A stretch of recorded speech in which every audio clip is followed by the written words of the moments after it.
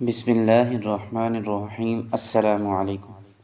حضرت خالد بن ولید رضی اللہ تعالی عنہ کو بزور شمشیر شہر میں داخل ہونا اور آپ کی اور حضرت ابو عبیدہ رضی اللہ تعالی عنہ کی شکر رنجی۔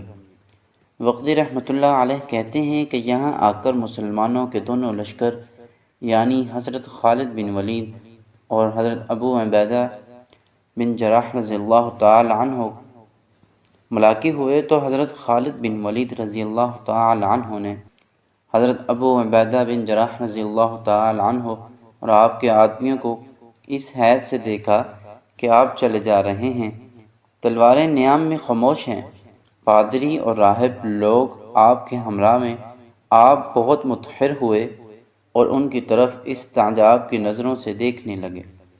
حضرت ابو عبیدہ بن جراح رضی اللہ تعالی عنہ نے جو آپ کو دیکھا تو آپ کے بشرہ سے شکر رنجی اور ناگواری کے آثار ٹپکتے ہوئے دکھائی دیے۔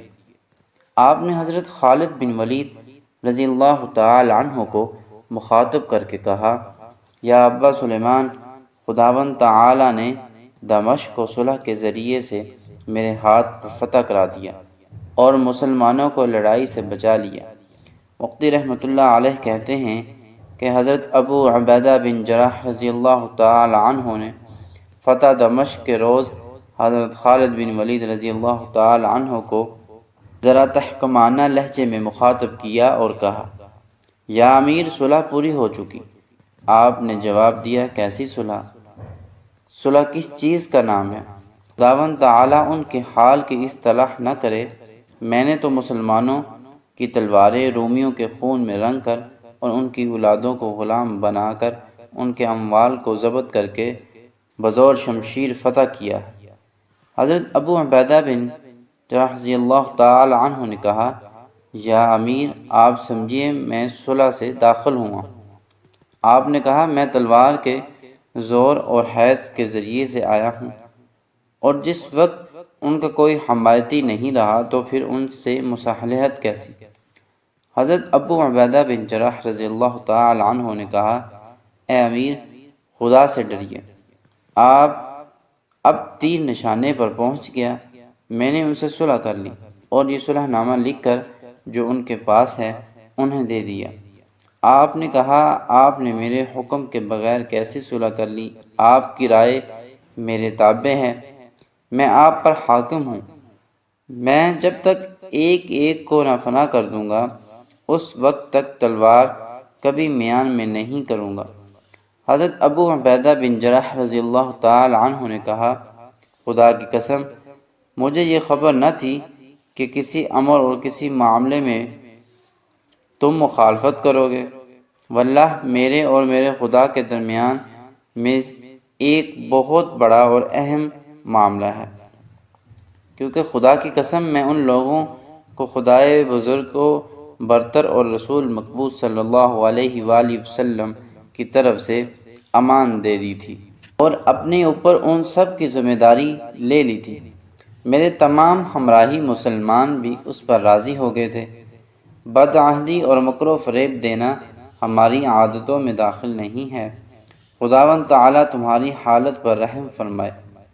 مفتی رحمۃ اللہ علیہ کہتے ہیں کہ ان حضرات کے لب و لہجہ میں فرق آ گیا، کلام میں درشتی پیدا ہو گئی۔ لوگوں نے ان دونوں کی طرف نظریں جما کر اور ٹکٹکی باندھ کر دیکھنا شروع کیا، مگر باوجود ان کی باتوں کے حضرت خالد بن ولید رضی اللہ تعالی عنہ اپنے ارادے سے کسی طرح باز نہیں آئے تھے۔ حضرت ابو عبیدہ بن جراح رضی اللہ تعالی عنہ نے منہ پھیر کر حضرت خالد بن ولید رضی اللہ تعالی عنہ کے ساتھیوں کی طرف جو لشکر زحف اور بدوی عرب میں سے تھے دیکھا، وہ برابر قتل اور لوٹ مار میں مصروف تھے۔ آپ نے زور سے چلا کر کہا، افسوس ہے میری حالت پر کہ میری ذمہ داری کو تو لغو سمجھا گیا اور خدا کی قسم میرا عہدہ توڑ دیا گیا۔ اس کے بعد آپ نے گھوڑے کو تیزی کے ساتھ یہ الفاظ کہتے ہوئے چاروں طرف دوڑانا شروع کیا، یا معاشر المسلمین، میں تمہیں جناب محمد صلی اللہ علیہ وآلہ وسلم کی قسم دے کر کہتا ہوں کہ جب تک میرے اور حضرت خالد بن ولید رضی اللہ تعالی عنہ کے درمیان میں کچھ فیصلہ نہ ہو جائے، اس وقت تک جس راستے سے میں آیا ہوں اس میں کسی قسم کی دراز و دستی نہ کی جائے۔ اس سن کر مسلمانوں نے قتل و غارت سے ہاتھ روک لیا۔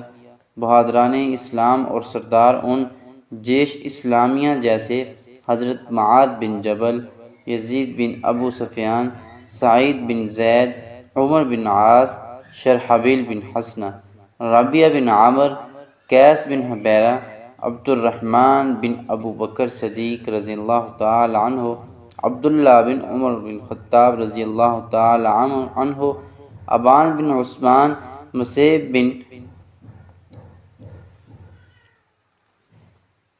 بن مقطع الفرازی، ذوالقرح الحمیری رضی اللہ تعالی عنہ اور دیگر سردار ان دونوں کے پاس کنیسہ مریم کے قریب جہاں دونوں لشکر ملے تھے مشورے اور گفتگو کے لیے جمع ہوئے۔ ایک گروہ اور فرقے کی جس میں حضرت معاذ بن جبل رضی اللہ تعالی عنہ اور حضرت یزید بن سفیان رضی اللہ تعالی عنہ شامل تھے، یہ رائے ہوئی کہ حضرت ابو عبیدہ بن جراح رضی اللہ تعالی عنہ کے طریقے پر گامزن ہونا زیادہ انسب ہے، کیونکہ شام کے اکثر شہر ابھی فتح نہیں ہوئے اور ہرکل جیسا کہ آپ لوگوں کو معلوم ہے انطاکیہ میں مقیم ہے۔ ایسی صورت میں اگر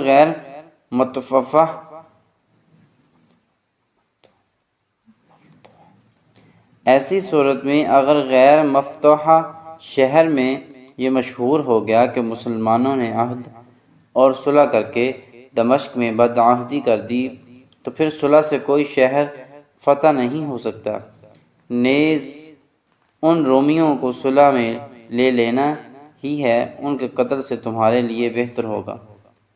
اس کے بعد ان سب حضرات نے حضرت خالد بن ولید رضی اللہ تعالی عنہ سے درخواست کی کہ آپ نے شہر کا جو حصہ تلوار کے ذریعے سے فتح کیا ہے اس کو آپ اپنی حراست میں رکھیں، اور جتنا حضرت ابو عبیدہ بن جراح رضی اللہ تعالی عنہ نے صلح کے ذریعے سے اپنے قبضے میں لیا ہے اس کو وہ اپنے ماتحت رکھیں، اور آپ دونوں حضرات یہ تمام حال دربار خلافت میں لکھ کر بھیج دیں۔ جناب خلیفہ رسول اللہ صلی اللہ علیہ وآلہ وسلم کے دربار سے جیسا اور جس قسم کا حکم آئے اس پر آپ دونوں حضرات کاربند ہو جائیں۔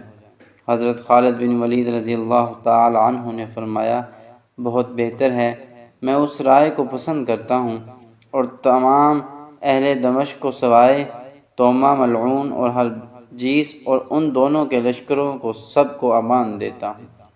کہتے ہیں کہ جس وقت توما کو بادشاہ کی طرف سے دمشق کی ریاست سپرد کی گئی تو اس نے نصف شہر کی حکومت پر ہرجیس کو متعین کر دیا تھا، اس لیے حضرت ابو عبیدہ بن جراح رضی اللہ تعالی عنہ نے کہا کہ یہ دونوں سب سے پہلے میری صلح میں آ چکے ہیں، اگر تم کسی کے لیے ایسی ذمہ داری قبول کرتے تو کیا تمہیں یقین ہے کہ میں اس سے تمہاری ذمہ داری کو مسترد کر دیتا، لہذا تم بھی میری ذمہ داری کو خدا تم پر رحم کرے مسترد نہ کرو۔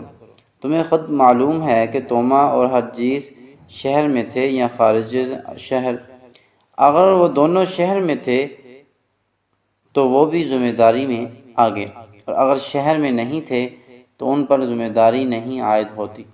آپ نے کہا، خدا کی قسم اگر وہ تمہاری امان میں نہ ہوتے تو میں دونوں کو قتل کرتا۔